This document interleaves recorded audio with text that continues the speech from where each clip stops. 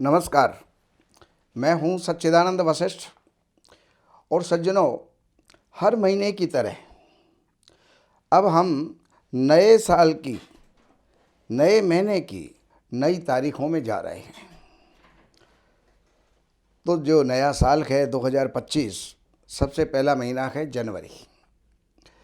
तो जनवरी में मेष राशि वालों के लिए कैसा रहने वाला है, उनकी स्वास्थ्य, उनका इनकम, उनके सुख, उनके दुख, और क्या क्या उपाय हम करें जिससे कि उन परेशानियों से हम बच सकते हैं। तो आइए, मेष राशि के सबसे पहली बात यह है कि द्वितीय स्थान के ऊपर बृहस्पति विद्यमान हैं और छठे स्थान में केतु विद्यमान हैं। 11वें स्थान में शनि, 12वें स्थान के अंदर राहु जो है विद्यमान हैं। इसी के साथ साथ चतुर्थ स्थान में मंगल हैं और सूर्य के साथ में यहाँ पर बुध भी बैठे हुए हैं। और एक संयोग की बात है कि इसमें शनि के साथ में शुक्र विद्यमान है। तो अब हम सबसे पहले स्वास्थ्य की चर्चा करते हैं।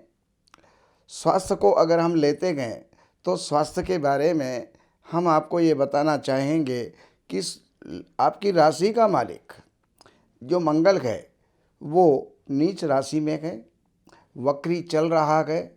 और वक्री ग्रह कभी भी, और अशुभ ग्रह वो जो है वक्री हो जाए तो कभी भी अच्छा फल नहीं देता। तो स्वास्थ्य का आपको ध्यान रखना होगा। उसके अंदर किसी भी प्रकार की जो है कोई तकलीफ़ होती है, ब्लड प्रेशर का बढ़ना है या घटना है, या फिर रक्त संबंधी कोई भी विकार आपको हो सकते हैं। धन और कुटुंब संबंधी अगर हम बात करें तो यहाँ पर द्वितीय स्थान के अंदर आपके बृहस्पति विद्यमान हैं और बृहस्पति कुल को, कुटुंब को, धन को, वो जो है इनके अंदर अच्छा परिणाम देंगे। और वो अच्छे परिणाम कुल का नाम रोशन होना, खुशियाँ होना, और उसके अंदर जो है बढ़ोतरी होना, ये हर प्रकार की सुख और सुविधा बृहस्पति के माध्यम से आपको प्राप्त होंगी। कहीं शत्रुओं के साथ में आपकी दुश्मनी चल रही है, कोई कोर्ट केस चल रहे हैं, तो उसमें भी आपको समझौता हो करके और वो कोर्ट केस जो है सुलझ जाएगा।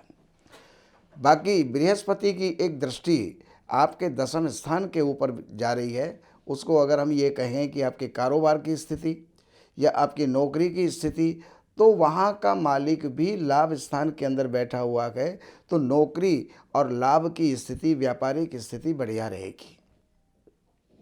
अगर हम भ्रातृवर्ग की, मित्रों की और अपने पुरुषार्थ की अगर बात करें तो तृतीय स्थान का जो मालिक है, तृतीय स्थान के अंदर वैसे कोई ग्रह नहीं बैठा, लेकिन तृतीय स्थान का जो मालिक है वो सूर्य के साथ संबंध बना रहा है और तृतीय स्थान के ऊपर उसकी दृष्टि जा रही है। इसलिए जो है ये तृतीय स्थान हमारा मजबूत होता है। और मजबूत होने का मतलब हमें यश, प्रतिष्ठा के साथ साथ विजय भी ये प्रदान करेगा। अगर हम माता संबंधी बात करते हैं और प्रॉपर्टी या वाहन संबंधी अगर बात करें, अपने सुख की बात करें, तो वहाँ पर मंगल जो है वो विद्यमान है। माता रुग्ण रह सकती हैं, प्रॉपर्टी के अंदर कोई विवाद रह सकता है, वाहन में कोई अड़चन जो है आ सकती है। तो ये स्थिति यहाँ पर मंगल आपको देगा। अगर हम पढ़ाई संबंधी बात करें तो पढ़ाई का जो मालिक है वो विद्या का मालिक है, सूर्य है आपके, जो नवम स्थान में गया हुआ है। और नवम स्थान में बैठा हुआ त्रिकोण का मालिक, त्रिकोण में वैसे तो अच्छा नहीं होता, लेकिन यहाँ पर आपको विद्या में आगे अग्रसर करेगा। अगर आप कहीं भी कोई इंटरव्यू दे रहे हैं या कोई रिटन टेस्ट है या कोई और जो है वार्षिक आपके एग्ज़ाम हैं, तो उनके अंदर अच्छे परिणाम आपको मिलेंगे।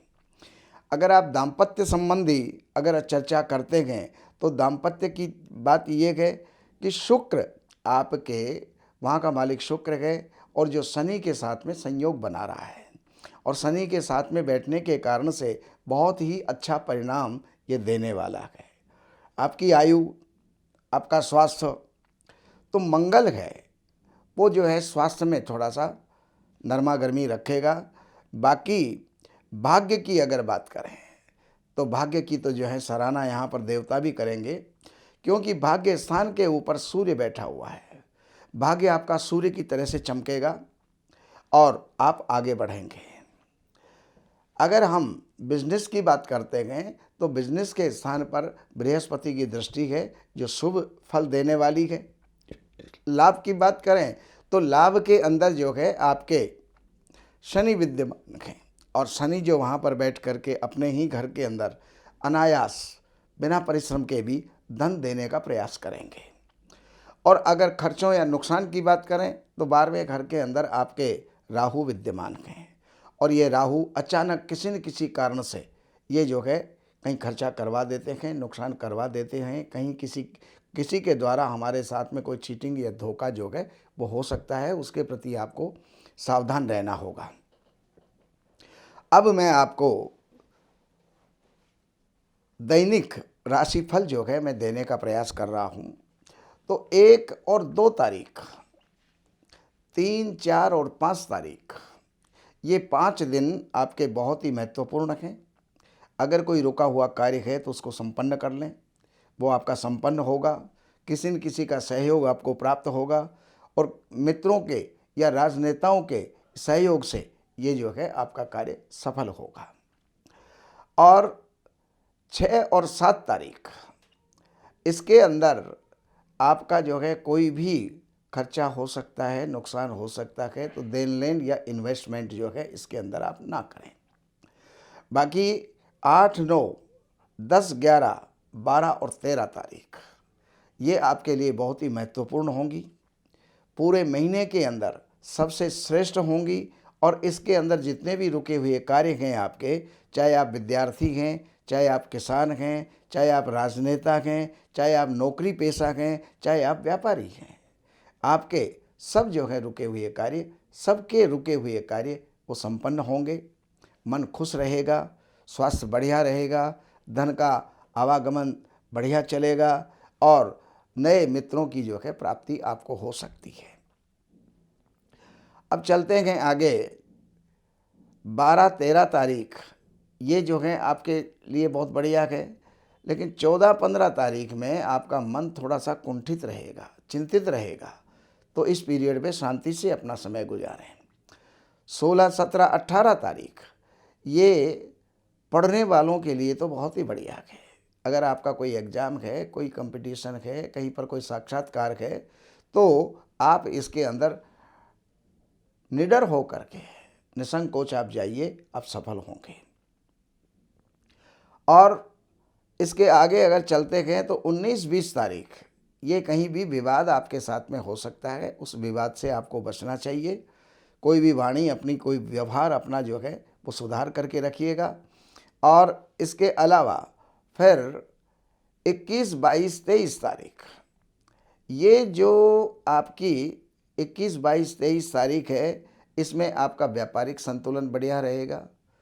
पति पत्नी के बीच में अच्छे तालमेल रहेंगे, प्रेमी प्रेयसी के बीच में ये जो है अच्छा चलेगा। लेकिन 24, 25 तारीख आपके स्वास्थ्य में कहीं गिरावट ला सकती है, उसका आप जो है ध्यान रखिएगा।